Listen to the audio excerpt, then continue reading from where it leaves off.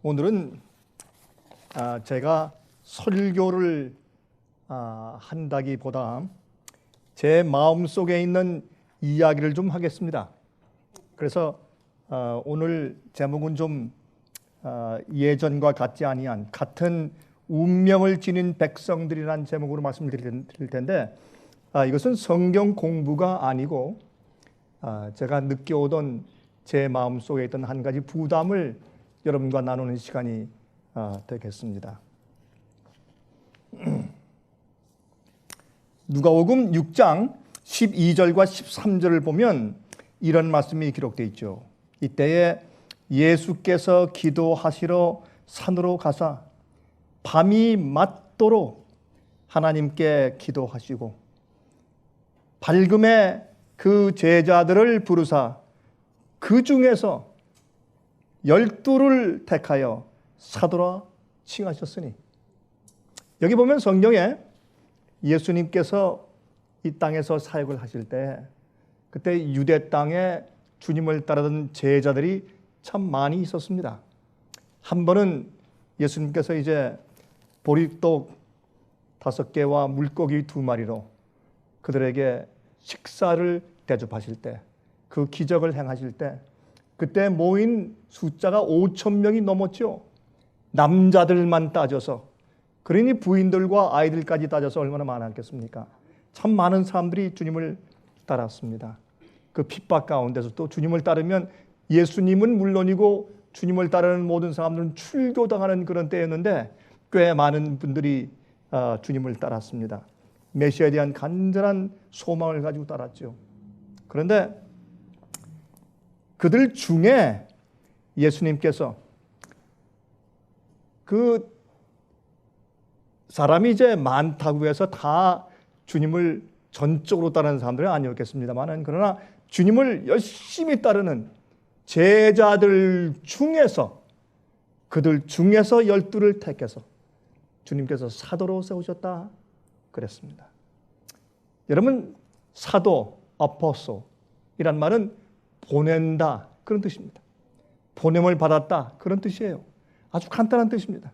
주님께서 특별히 당신의 사역을 대표하기 위해서 주님께서 각 동네로 보내서 메시아의 오심을 전파하도록 하기 위해서 주님께서 12를 택하셨습니다. 근데 그 12를 택하실 때 주님을 따르는 많은 무리들 중에서, 그 중에서 주님께 가까이 하면서 주님을 쫓는 제자들 중에서 12를 택하셨습니다. 그런데 흥미있는 장면이 성경에서 가끔 포착되는데, 그것이 마태복음 26장 33절부터 35절 가운데 있는 말씀 같은 것입니다. 이런 말씀이 있죠. 베드로가 대답하여 가로되 다 주를 버릴지라도 나는 언제든지 버리지 않겠나이다. 여러분, 이 말씀 가운데는 어떤 은유가 들어있습니까? 예수님, 저 요한 두고 보십시오. 주님을 버릴 가능성이 참 농후합니다. 내가 개인적으로 잘 압니다. 야고보요? 에이, 두 형제인데 뭐 볼 거 있습니까? 저기 도마? 항상 모이면 의심하는 말을 합니다. 도마저 믿을 수 없습니다.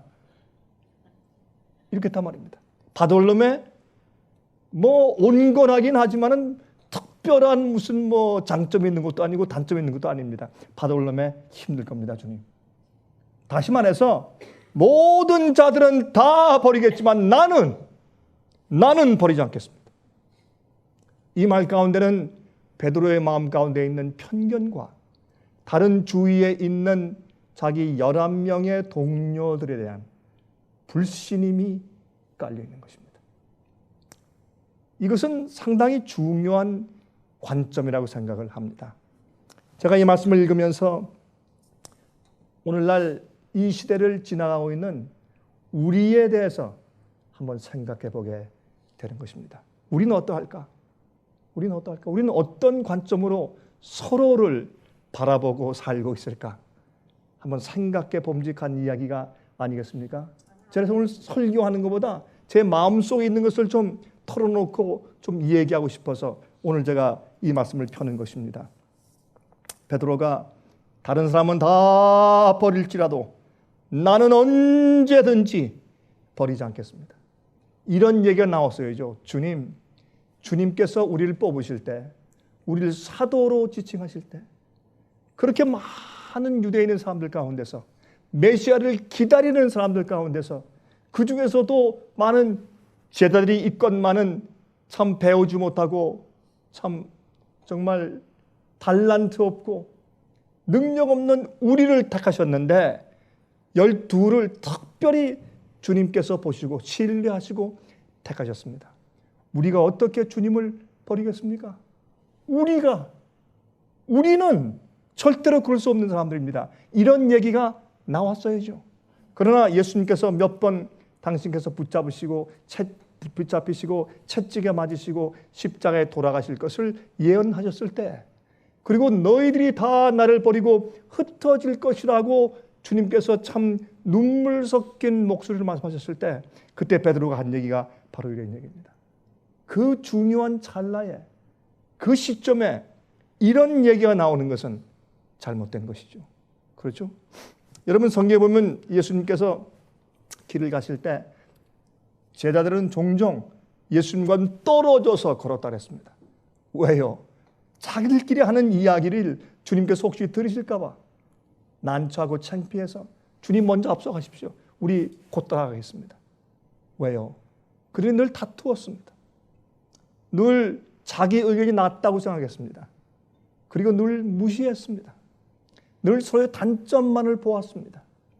그리고 서로 높고자 하였습니다. 그래서 창피해서 주님 먼저 가시죠 하고 뒤에 떨어져서 걷던 그런 경험들이 너무 자주 있었습니다. 여러분, 그런데 이 마지막에 주님께서 십자가에 돌아가시 바로 직전에 주님께서 너희가 결국은 나를 버리고 흩어질 것이라고 말씀하셨는데도 똑같은 사고방식과 편견을 가지고 베드로가 이런 언급을 하게 된 사실을 우리가 기억해야 할 것입니다. 여러분, 앞으로 위기가 옵니다.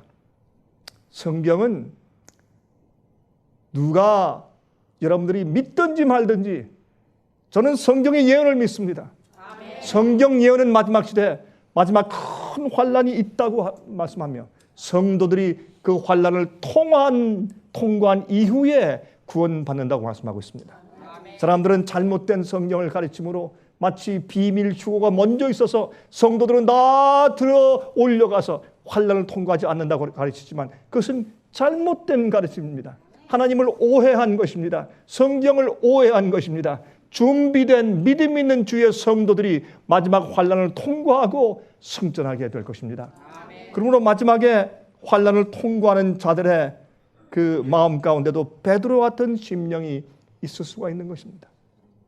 여기 보면 34절에 가서 이런 말씀을 계속 베드로가 합니다. 예수께서 하십니다.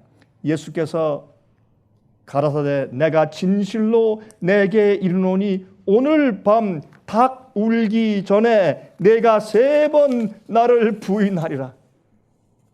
이런 편견 어린 나는 언제든지라고 말하는 베드로 앞에 예수님께서 다시 한번 말씀하십니다. 베드로야, 내가 새벽에 닭이 2번 울기 전에 나를 3번 부인할 것이다. 베드로는 그걸 인정할 수가 없어서요. 어떻게 베드로가 그것을 인정합니까? 이건 말도 안 되는 것이지. 항상 자기가 수석 제자로 자처하는데 이게 체면을 구겨도 분수가 있지 이게 무슨 말인지 이해가 안 되었습니다. 다시 말해서 베드로는 자기 자신을 몰랐습니다. 오늘날 우리도 우리 자신을 모르고 살 수 있는가? 그렇습니다. 성경은 펼쳐진 거울과 같아서 주의 말씀을 읽으면 베드로의 경험인데 내가 보이는 겁니다. 요한의 경험인데 내가 보이는 겁니다. 바울의 기도인데 나의 기도가 보이는 겁니다. 시편을 읽는데 내 기도가 거기 적혀 있는 것입니다. 이게 주의 말씀 성경입니다.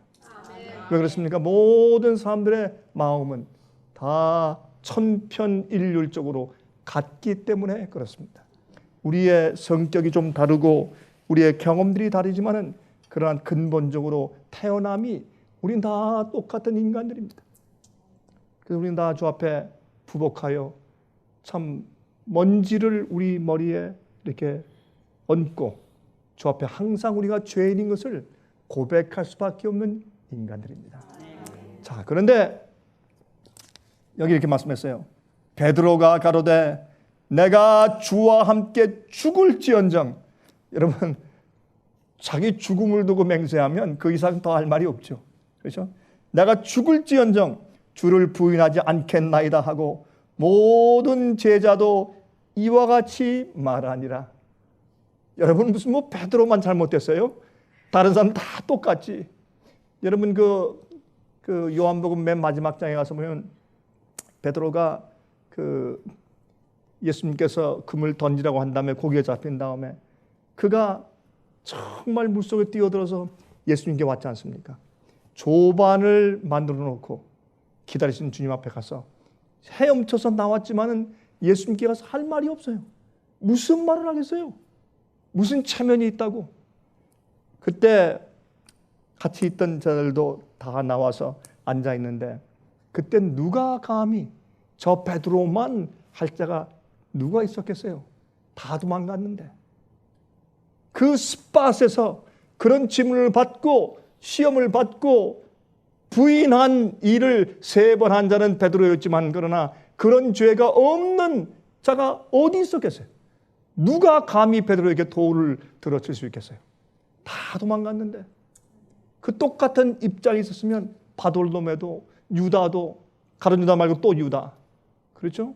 세베대 아들 야고보 말고 또 다른 야고보, 안드레, 이런 모든 자들도 똑같은 입장에서 똑같이 그렇게 했을 텐데 여러분, 그래서 사실은 그들이 조용했지 않습니까?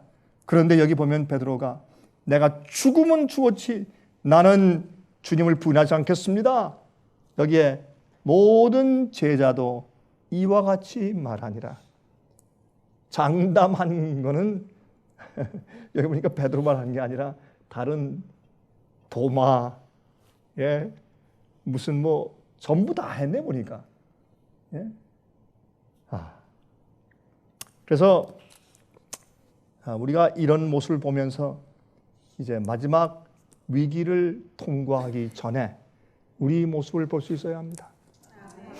근데 우리 한국 사람들은 말이죠, 끈끈해가지고 한국 사람들은 사귈 때 교우들도 마찬가지고 친구고 뭐 부부는 뭐 말할 것 없지만은 여기 보면 저 사람을 100% 내가 소유하지 않으면 만족하지 않아요.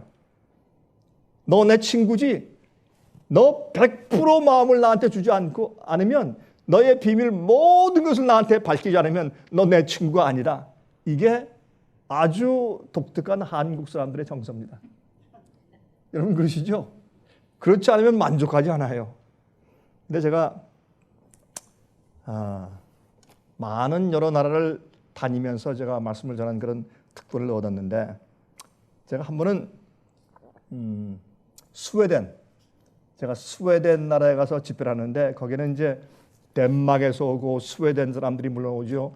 그다음에 노르웨이 사람들이 옆에서 오고 또 이 핀란드 있는 사람들도 오고.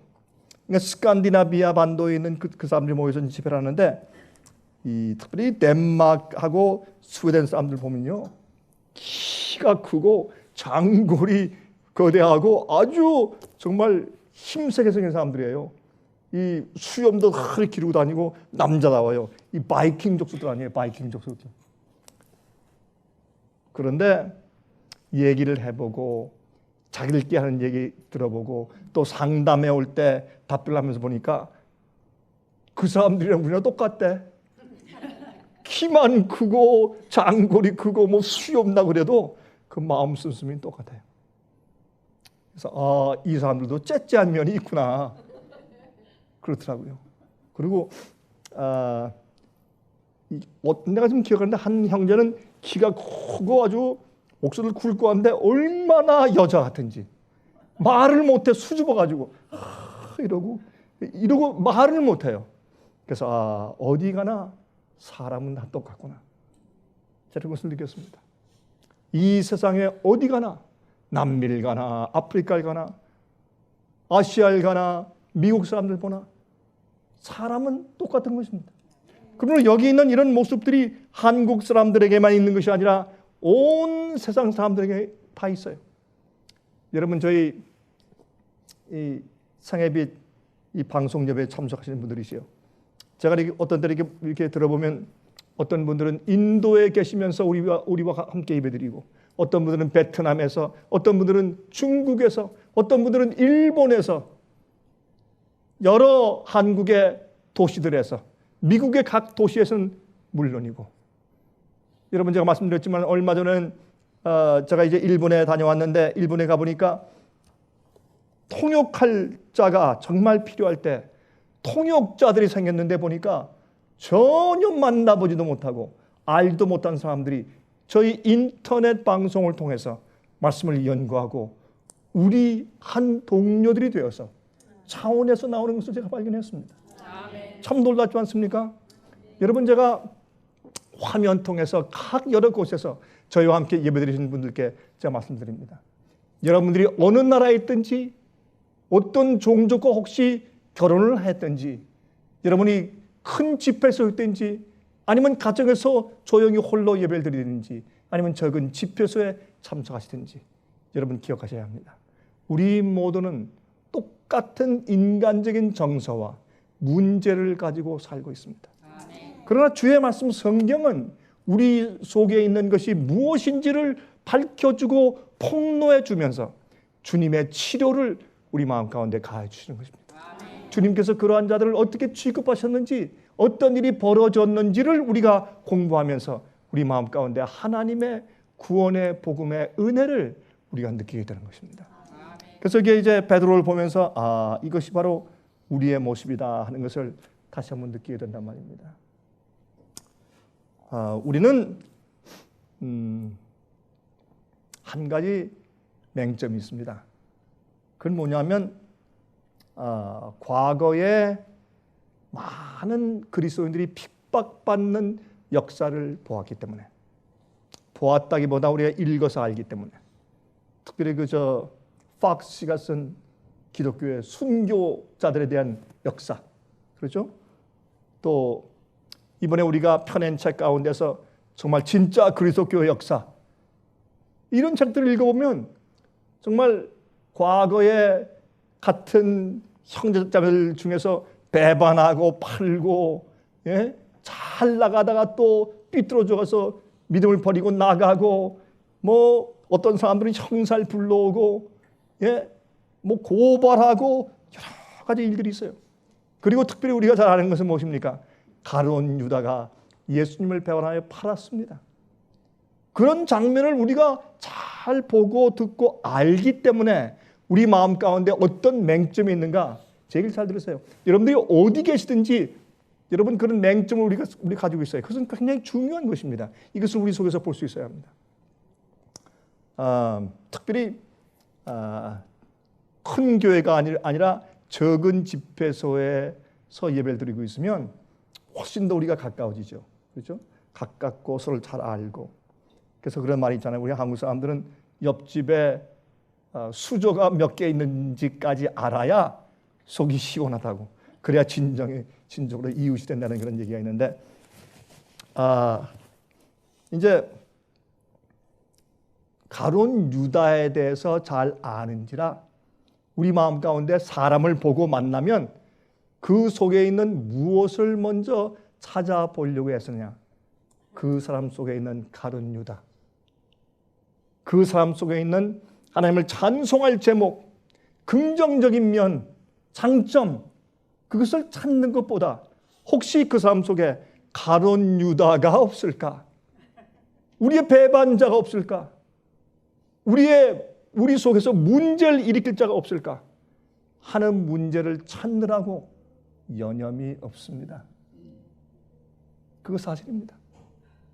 여러분, 사기를 2번만 당하면 만나는 사람이 전부 다 사기꾼으로 보인대요.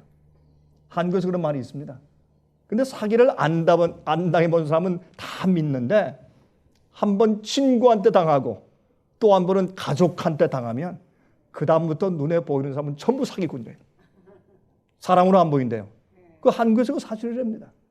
그래서 제가 그런 얘기를 한번 들은 다음에 나는 그런 경험을 안 해서 모르겠지만 다행히 제 형제 가운데 저를 사기친 사람은 아직 없으니까 아마 제가 돈이 없으니까 그런 걸 거예요. 제가 좀 돈이 좀 있었으면 사기 당했겠죠. 이건 무엇을 말하는가 하면 우리의 경험에 따라서 우리가 보는 눈의 관점이 부정적이 되어버리는 것입니다. 우린 얼마나 이 세상에 죄악이 많아요. 얼마나 문제가 많아요. 얼마나 어려움이 많아요. 여러분들 얼마나 많이 당했습니까? 얘기해 볼까요? 우리가 얼마나 많이 당하며 살아왔는지 저도 한번 얘기해 볼까요? 한번 털어놓아 볼까요? 야, 1시간 설교하죠? 안 되죠. 몇 시간 해야죠. 얼마나 많이 사람들에게 당하고 살아왔느냐. 그러면 나는 다른 사람이 저에게 느낄 때, 이 강병구라는 사람을 보고 느낄 때 내가 그 사람한테 당했다 그런 사람 없을까요? 있지 않겠어요? 그러면 이렇게 얽히고 설킨 인간관계 속에서 우리 마음 가운데 무엇이 들어와 있느냐 하면 부정적인 태도와 부정적인 안목이 가득 차버린 것입니다. 그게 죄의 결과입니다. 죄의 결과는 우리로 하여금 불행하게 만들고 슬프게 만들어서 우리가 주 앞에 나가서 무릎 꿇고 회개하게 이끄는 그런 일이 되나, 동시에 죄악과 죄는 우리를 악하게 만드는 것입니다. 우리 생각을 부정적으로 만들고 악하게 꼴지우는 것입니다. 그것이 죄에 대한 결과입니다. 그래서 우리가 서로 믿는 자들끼리도 볼 때 최선을 보지 아니하고 최악을 보게 되는 것입니다. 왜? 당했으니까. 너 당해봤어? 너 당해보면 아이고 그거 쉬운 거 아니야. 이렇기 때문에 누구든지 사람을 볼 때 제일 처음에 만나도 저 사람 참 믿음 좋아. 정말 착한 사람이야. 그럴 때 우리 속에서 어떤 생각이 올라옵니까? 좀 두고 봐야 돼. 한 1년은 살아봐야 돼. 여러분 솔직히 이러지 않습니까? 이렇게 함으로 우리가 무엇을 잊어버렸느냐? 성도의 순수성을 잃어버렸어요. 형제 자매의 아름다움을 잃어버렸어요. 왜? 너무 많이 당했으니까. 여러분이시여 한 가지 기억하세요. 우리는 당하고 또 당하고 또 당할지라도 우리는 예수 그리스도의 은혜 속에서 아름다운 성도의 마음을 그대로 유지할 수 있어야 합니다. 아멘. 또 당하면 어떻습니까? 또 상처를 받으면 어떻습니까? 그래서요.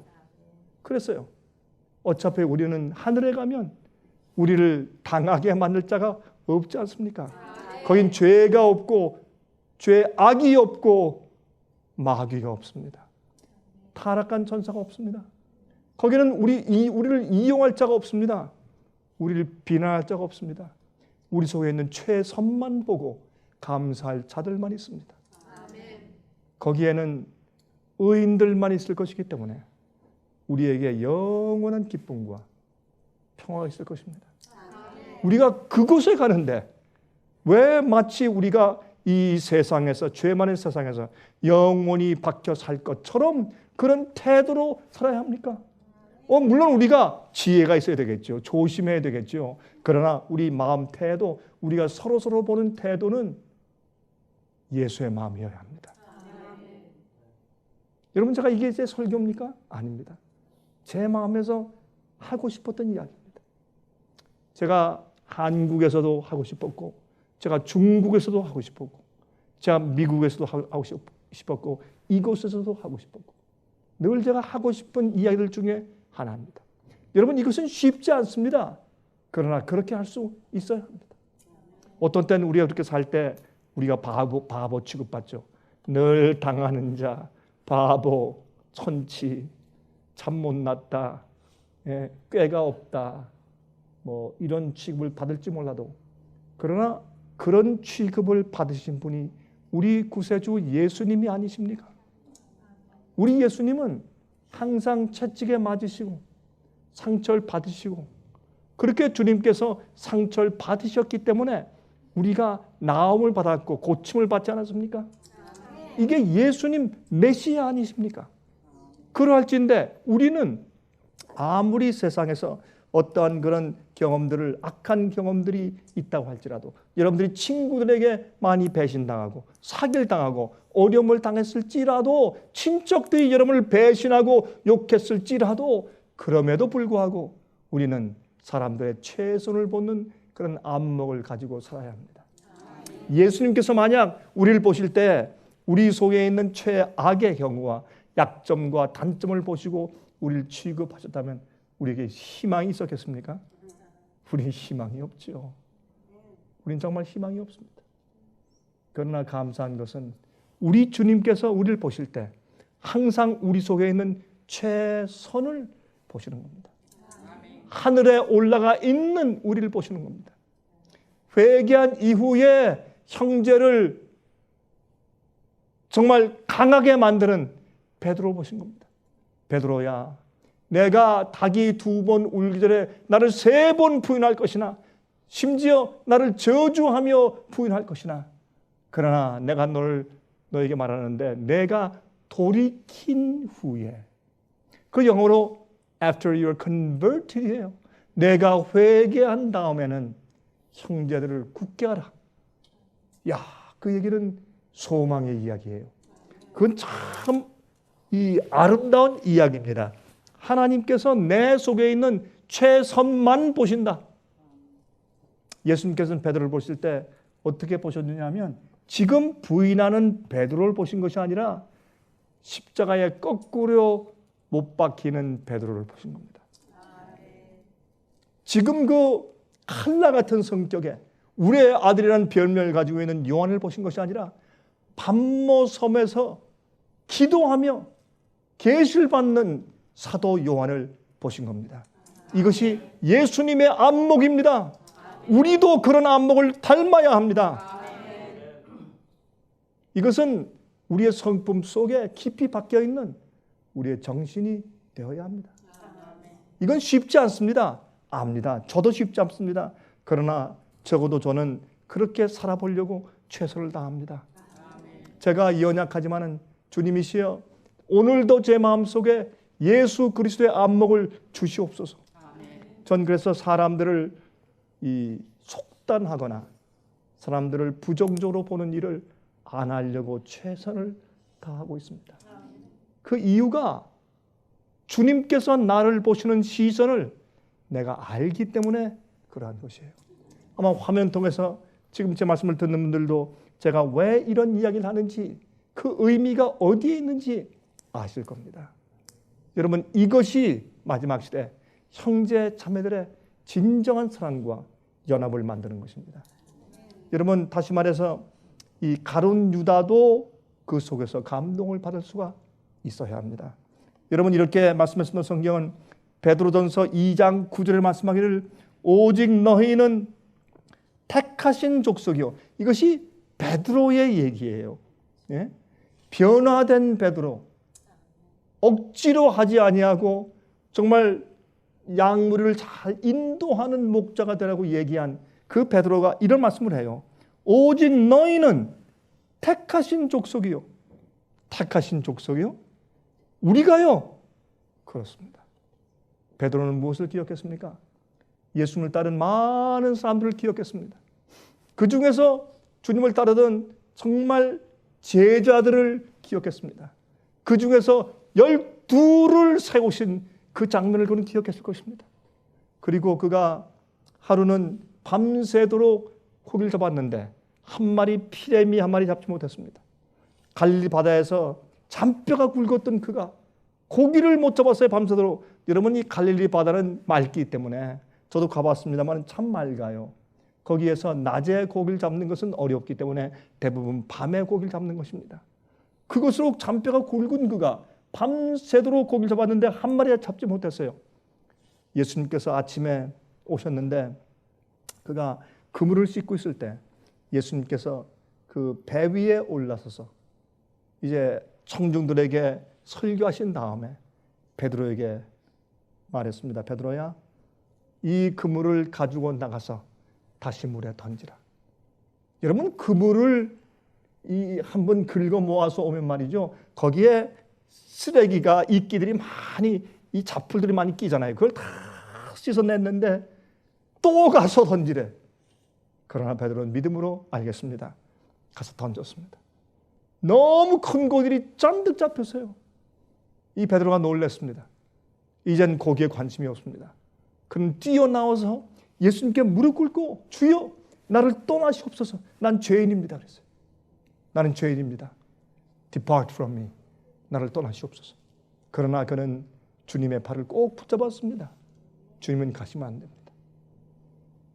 여러분 이런 경험을 한 베드로입니다. 그래서 그가 무엇을 아는가? 그 많은 자들 가운데 자기를 택하신 주님을 아는 겁니다. 아멘. 베드로가. 그래서 오직 너희는 택하신 족속이요. 정말 그런가? 택하신 족속이요. 우리는 택함 받은 족속입니다. 아멘. 여러분 그거 믿으십니까? 아멘. 오직 너희는 택하신 족속이요. 주님께서 택하셨으니까 택함 받은 자지 우리가 스스로 자천한 자들이 아니죠.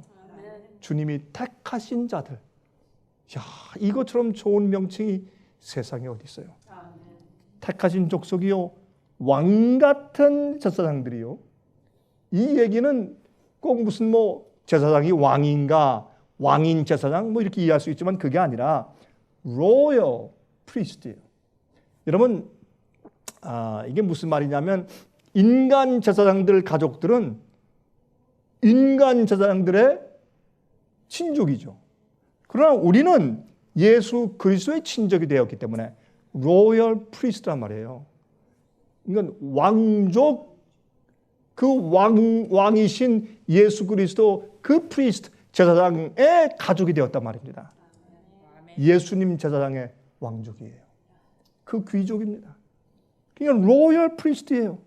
왕 같은 제사장들이에요. 우리는 인간의 제사장들에게 속한 것이 아니라 하늘 대제사장 예수님께 속한 자들이에요. 그러면서 말씀하기를 거룩한 나라요. 거룩한 나라요? 여러분 우리가 거룩한 나라예요? Yes. 사도 베드로 그렇게 부르면 저는 믿습니다. 우리는 거룩한 나라입니다. 거룩하다고 하는 것은 제가 늘 말씀드리지만 우리가 무슨 뭐 정서적으로 무슨 뭐 이런 환희 가운데 있어서 정말 아주 뭐 거룩한 분위기를 느낀다는 것이 아니라 거룩함이란 하나님의 말씀 진리 성경 말씀대로 우리가 고쳐서 주님의 뜻대로 살도록 나아가는 과정이 거룩이에요. 거룩은 우리의 무슨 신성한 뭐 아름다운 그런 분위기를 만드는 것이 아니라 거룩은 하나님의 진리로 내게 있는 잘못된 죄와 잘못된 우상과 잘못된 이해들과 오류를 다 쳐내서 하나님의 말씀과 어울리게 되는 것이 그렇게 꼴지어지는 것이 거룩이에요. 아멘. 그 거룩한 나라요. 그의 소유된 백성이니 이는 너희를 어두운 데서 불러내어 그의 기이한 빛에 들어가게 하신 자의 아름다운 덕을 선전하게 하려 하심이라. 주님께서 우리를 택하여 부르신 우리를 소유로 만드신 이유가 어디 있습니까? 우리를 어두운 데서 불러내요. 우리 잘못된 과거에서 불러내요. 우리 잘못된 오류에서 불러내요. 우리가 주님께서 우리를 구원하신 그 아름다운 덕을 남들에게 선전하게 하기 위해서, 남들에게 그것을 전해주게 하기 위해서 우리를 불렀다. 여기 말씀하기를 우린 소유된 백성이 돼요. 우리가 하나님의 것이래요. 그런데 우리는 우리를 서로 볼 때 어떻게 보려고 했어요? 마귀의 자식이라고 보려고 했어요. 저 사람은 분명히 저 뒤에 마귀의 가면이 있을 텐데 그게 어디 있지? 언제 나타날까? 그렇게 하는 것입니다. 그리고 항상 어떻게 우리의 이 분위기를 아니면 이 교회를, 이 집회서를, 우리의 사업을 망칠 어려움을 줄 그 모습이 어디에 숨어 있나? 보려고 우리가 애를 쓰게 되는 것입니다. 그게 우리예요. 그게 우리의 모습입니다. 그래서 우리가 이 형제 자매들과 우리 지낼 때도 그 사람의 최선, 그 사람의 제일 좋은 장점의 면을 보아주려고 하는 일에 우리가 참 인색한 겁니다. 참 인색한 겁니다. 그래서 그것 때문에 서운해지고 문제가 생긴 일들이 참 많은 것을 제가 보게 됩니다. 이것은 독일에 가도 마찬가지고, 이것은 말레이시아에 가도 마찬가지고, 한국에 가도 마찬가지고, 미국에 가도 마찬가지입니다. 우리 이것을 예수님의 마음과 예수님의 눈으로, 예수님의 인사이트, 예수님의 통찰력으로 볼 수는 없을까? 그것이 마지막 성도들의 특징이 아닐까? 그렇게 훈련할 때 우리 서로가 사랑할 수 있고 서로에게 용기를 줄 수 있고 또 격려할 수 있지 않을까? 저는 이렇게 생각합니다. 지혜는 필요하지만은 우리가 그렇게 믿고 신뢰해 준 다음에 당하는 불이익들은 주님께서 우리를 축복하시는 것일 것입니다. 그렇게 해서 불이익을 당한다. 그래서 좀 당하죠.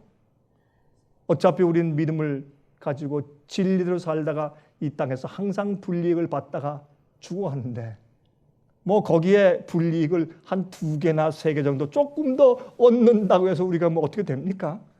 이왕 당하는데. 그런 마음을 우리가 가져야 할 것입니다.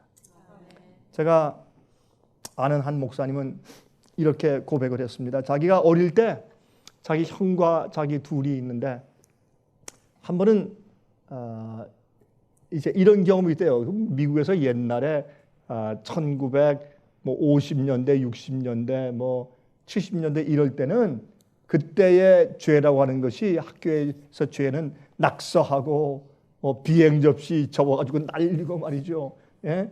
또 여학생들을 머리 잡아당기고 뭐 이런 거였으니까 그 당시에는 지금은 요즘의 학교의 문제는 뭡니까?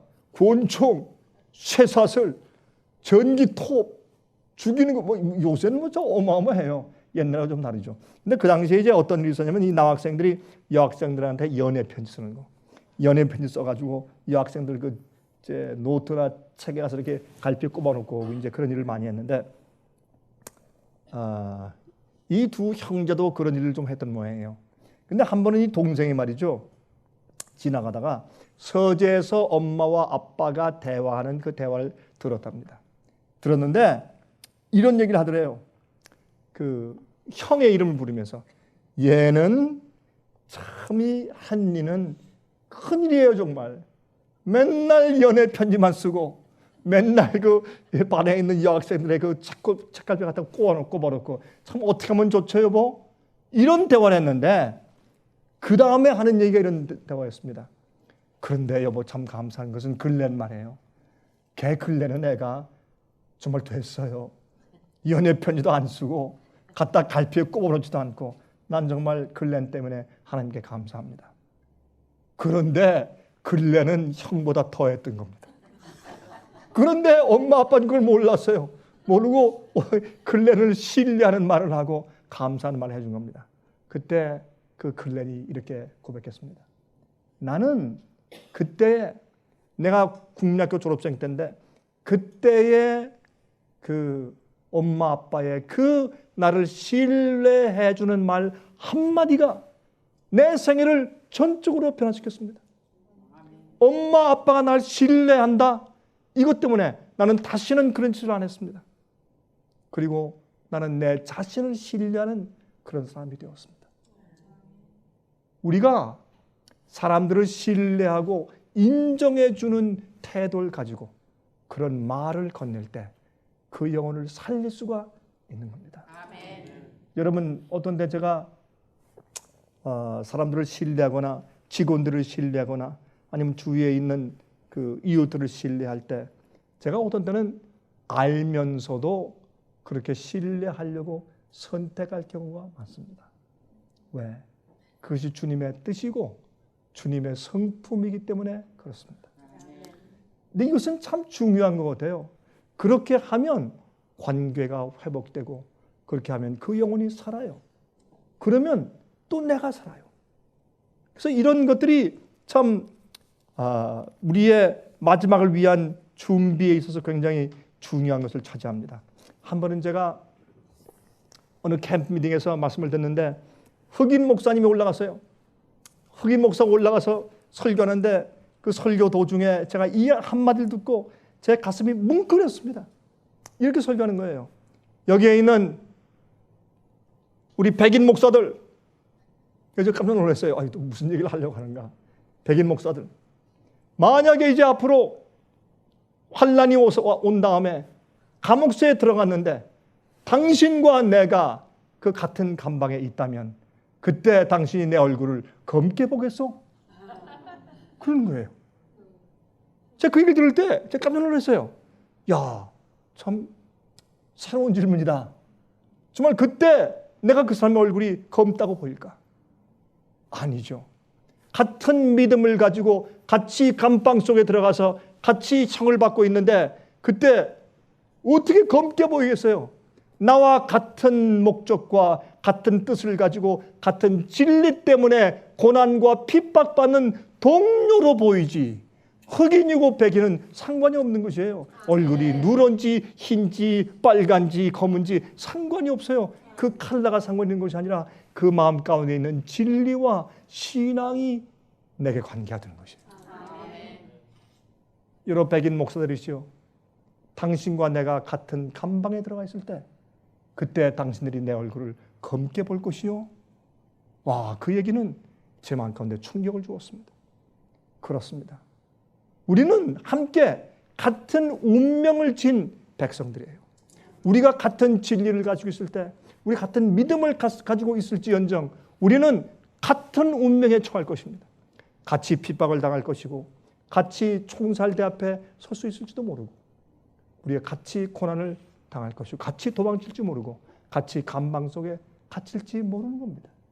그럴 때 우리가 그때 가서 어떤 얼굴로 서로 볼 수 있을까요?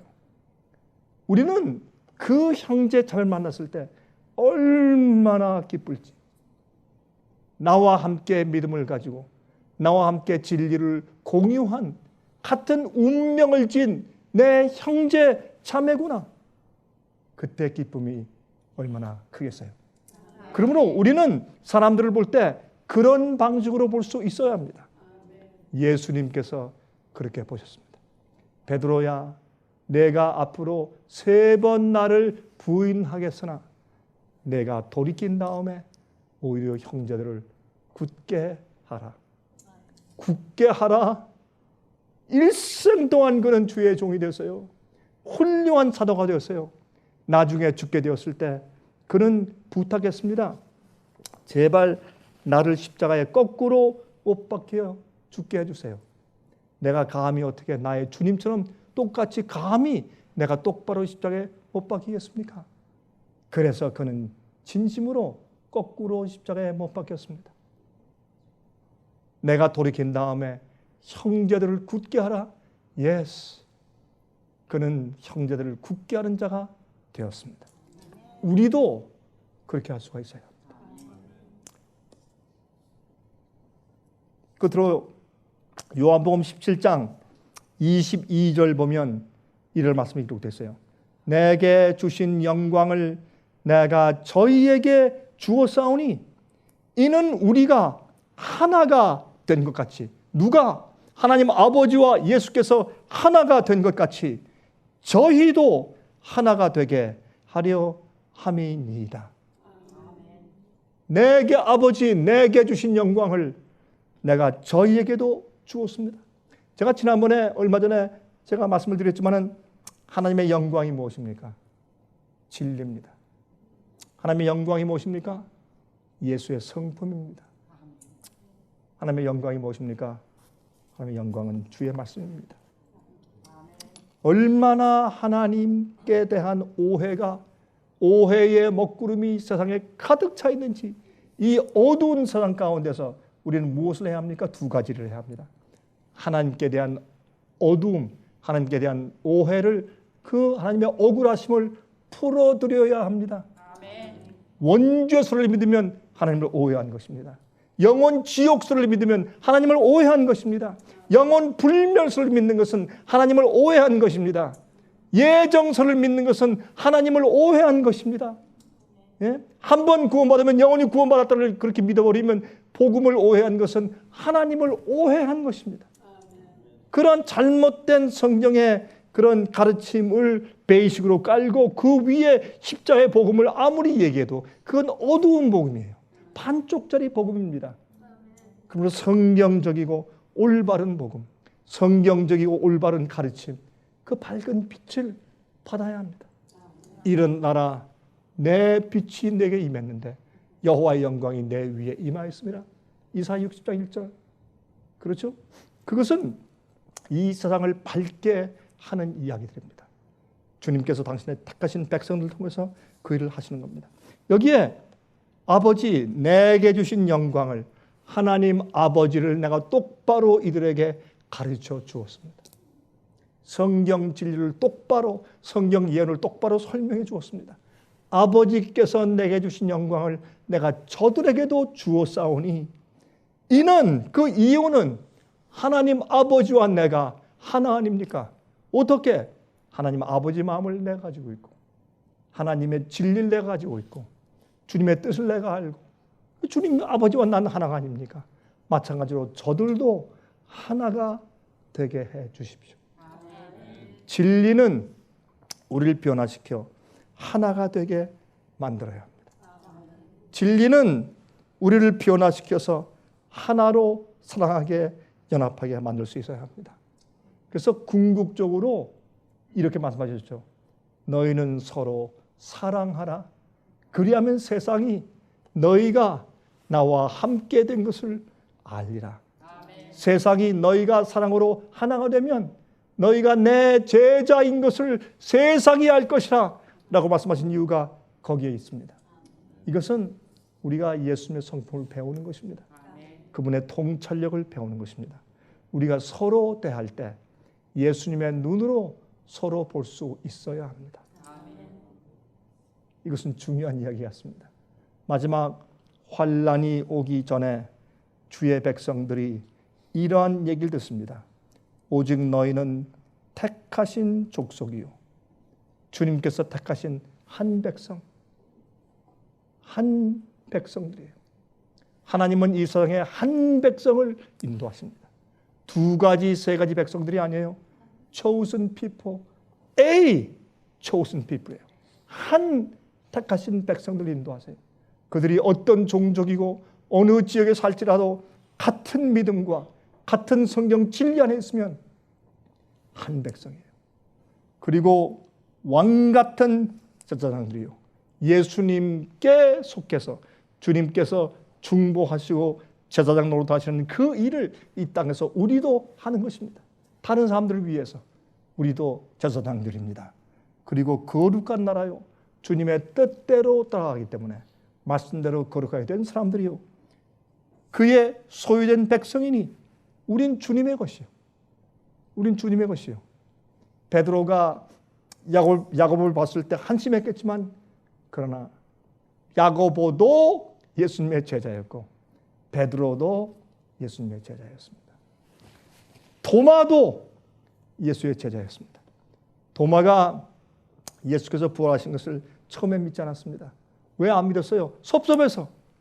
왜 다른 제자들한테는 다 나타나시고 나한테는 안 나타나시는 거야? 나는 주님을 만나서 내가 그 못자국에 손을 넣어보기 전까지 나 안 믿어. 그거는 안 믿는다는 뜻이 아니라, 그렇죠? 속상한 뜻이죠. 너무하다, 왜 나한테만. 그런 뜻이죠. 우리도 어떤 땐 사람들의 말을 들을 때 그 말을 감안하여 들어주는 너그러움이 있어야 합니다. 도마는 섭섭했어요. 그때 주님께서 도마야 만져봐라. 그때 도마가 뭐라고 했습니까? 무릎 꿇고 주여, 주는 나의 하나님이시여 살아계신 하나님의 아들입니다. 여러분,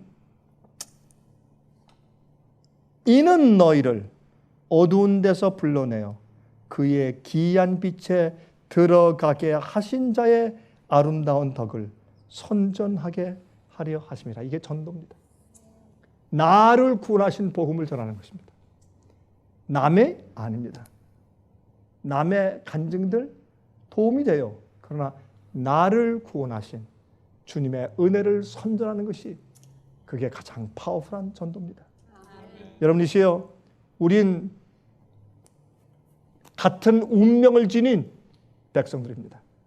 여러분이 좋아하든지 싫든지 어쩔 수 없이 우린 같은 감옥에 갈 것이고, 같은 총살대 앞에 설지 모르고, 같은 어려움을 겪으면서 같은 위기와 환난을 통과하면서 같이 승전하게 될 것입니다. 그러므로 그러한 한 같은 운명을 지닌 백성들로 주 앞에 사랑하며 연합하며 주 앞에 충성하게 되시기를 간절하게 바랍니다. 아멘. 자비하신 하늘에 계신 우리 아버지 하나님이시여, 주님의 은혜를 감사합니다. 우리를 구원하신 은혜를 감사하고, 주께서 우리 죄를 사하시고 깨끗게 하신 것을 감사합니다. 저희 실수와 연약한 것들을 불쌍히 여기시고 주님이시여 저희를 거룩한 자로 매일 세워주시길 기도하며, 정말 우린 같은 운명을 지닌 백성들입니다. 저희를 도와주셔서 우리의 통찰력과 보는 안목을 변화시켜 주시고, 하나님 아버지와 예수께서 하나이셨던 것처럼 우리도 하나 될 수 있게 도와주시옵소서. 우리가 주님께서 우리를 보시는 그러한 신뢰하는 눈초리로 우리도 서로 볼 수 있도록 도와주시옵소서. 예수 그리스도의 거룩하신 이름을 의지하여 간절하게 기도합니다. 아멘.